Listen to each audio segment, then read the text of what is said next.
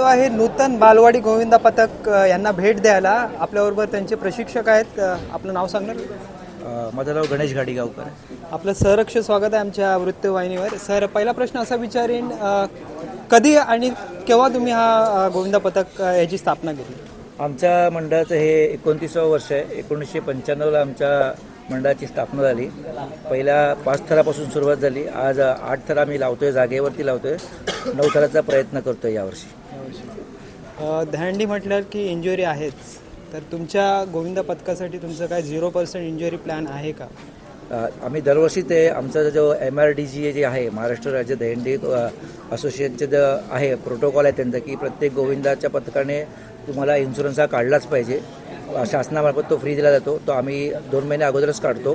त्यानंतर आपण बघता की आम्ही एक सेफ्टी रोप हार्नेस प्रॅक्टिसला आम्ही लावतो कंपल्सरी. भले 5 थर असू दे किंवा 6 थर असू दे किंवा 7 थर असू दे किंवा 8 थर असू दे. प्रत्येक वेळेला आम्ही आमच्या टॉपर जी आहे आमची छोटी त्रिशा, तिला आम्ही हार्नेस लावूनच चढवतो. म्हणजे कुठेही कोणत्याही प्रकारची रिस्क घेत नाही. आमचा मोठो हाच असतो की भले प्रॅक्टिसला असू दे किंवा दहीहंडीच्या दिवशी देखील असू दे, 0 इंजरी हा आमचा मेन मोठो असतो. यंदाचं काय ध्येय आहे? सगळे पथक दरवर्षी त्यांचा एक वेगळा संकल्प असतो. 7, 8, 9, आता 10चं क्रेज चालू आहे. तुमच्या गोविंदा पथकाचं काय संकल्प आहे यंदा? आमचा संकल्प आहे अशी आम्हाला 9 थर लावायचं आहे. आणि त्यातल्यात मोठा संकल्प म्हणजे आम्हाला आधी 8 थर आम्हाला उतरवायचे आहेत. गेल्या वर्षी आम्ही 8 थर लावताना आम्ही थोडंसं कोसळलो होतो, पण यावर्षी आमचा प्रयत्न की ते 8 थर उतरवायचं आहे आणि 9व्या थराचा प्रयत्न करणार.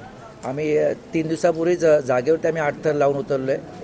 त्यामुळे मोठा असं आम्ही निर्णय घेतलेला आहे की 9 थराचे एक प्रयत्न करायचा. आता 2-3 वर्षापासून प्रो गोविंदाचा भरपूर क्रेज चालू आहे. महाराष्ट्रात मुंबईचे भरपूर पथक प्रयत्न करत आहेत.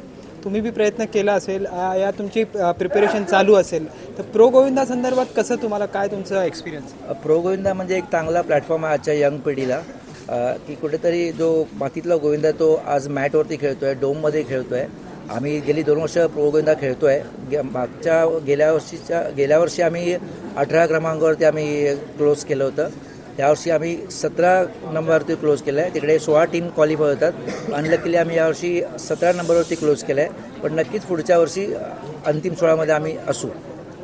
9 थराची कशी काय तयारी चालू आहे तुमची?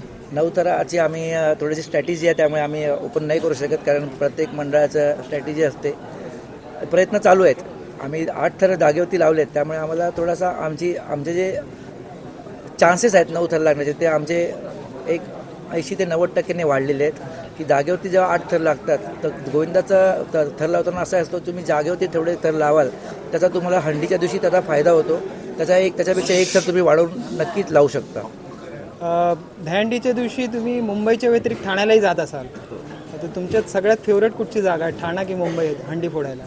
तसं बघायला गेलं तर ठाणंच बघायला गेलं, पण आजकाल जे हंडीच्या दिवशी मंचावरती जे नाचगाणं चालू आहे, त्यामुळे थोडंसं असं वाटतं की त्या ठिकाणी जाऊ नये असं वाटतं.